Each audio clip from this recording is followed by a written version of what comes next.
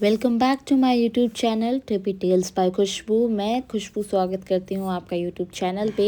So after a lots of struggle मैंने अपने parents से परमिशन लेकर Delhi to Rishikesh solo trip start करी।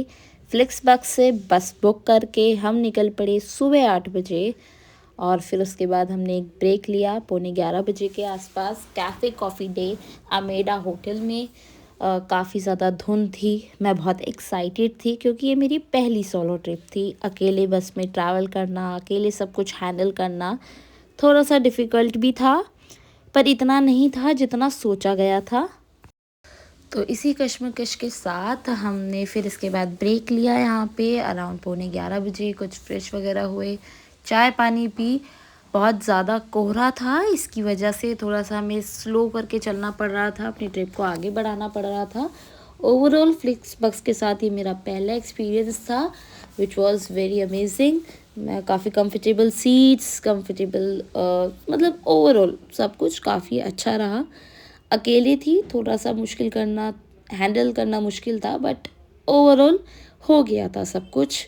थोड़ी नर्वसनेस, थोड़ी एक्साइटमेंट के साथ साथ फिर हमें हमारी ही बस में एक चाइनीज़ ट्रैवलर मिली। ये फर्स्ट टाइम ट्रैवल कर रही थी इंडिया में। इनके वो हस्बैंड और इनके बच्चे यूरोप गए थे, इनका वीज़ा नहीं लगा तो इन्हें यहाँ आना पड़ा। उसके बाद हम पहुँच गए थे, हम अपने आश्रम पहुँचे। हमने वहाँ पे गंगा आरती देखी। 6:30 पौने 7 के आसपास आरती हो रही थी। पूरी गंगा आरती इंजॉय करी। बहुत मेस्मराइजिंग व्यू था, मेस्मराइजिंग एक्सपीरियंस था। स्वामी नारायण आश्रम था, वहाँ के बच्चे योग कर रहे थे। फिर इस योग के बाद काफ़ी सुंदर डांस भी करते थे वो, और जिसे देख के मुझे तो बहुत मज़ा आ गया और आगे के उस पर मैंने खुद भी इंजॉय किया। फिर मैंने सोचा चलो टाइम है तो जानकी सेतु चलते हैं, तो मैं जानकी सेतु निकल गई। यहाँ से सिर्फ कुछ ही दूरी पे था, ये आधा किलोमीटर के डिस्टेंस पे। काफ़ी अच्छा लग रहा था, इतनी ज़्यादा ठंड भी नहीं थी। और पैदल पैदल एक्चुअली दूसरी तरफ से कुछ म्यूज़िक की आवाज़ आ रही थी, तो उसकी वजह से मैं बहुत क्यूरियस हो गई ये देखने के लिए कि वहाँ क्या हो रहा है। तो मैं अकेले ही निकल पड़ी। और जानकी सेतु पे काफ़ी सुंदर था जानकी सेतु, लाइटिंग हो रही थी अलग अलग तरीके की, और काफ़ी सिस्टमैटिक वे से था। 2 लेन्स जो थी वो स्कूटी और आपकी टू व्हीलर के लिए थी, और मिडल लेन में आप बाय फुट जा सकते थे। काफ़ी सिस्टमैटिक वे में था, काफ़ी सुंदर था। गंगा जी सामने ही आपके बिल्कुल बह रही थी, इतना सुंदर लग रहा था। और पहले दिन अकेले, मैं क्या ही बताऊँ, मेरा क्या ही एक्सपीरियंस था। मैं उन एक्सपीरियंस को शब्दों में बयां नहीं कर पा रही थी। मेरा ऐसा मन कर रहा था कि मैं पता नहीं कहाँ कहाँ चली जाऊँ, कहाँ कहाँ घूम लूँ। तो मेरा जो आश्रम था, मैं आर्ट ऑफ लिविंग के आश्रम में ही ठहरी थी।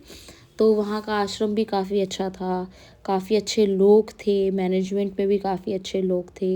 हमने डिनर, फिर मैं यहाँ पहुँची, वापस आई। मैं काफ़ी ट्रैवल करके मैंने देखा ये बच्चे डांस कर रहे थे, और ये देखना इतना मनमोहक था कि इन्होंने मेरा मन मोह लिया कि कैसे ये बच्चे अपने जीवन को एकदम बिल्कुल बिना किसी टेंशन के एंजॉय कर रहे हैं, और हम लोग कितनी सारी दिक्कतों में, टेंशन्स में फंसे रहते हैं।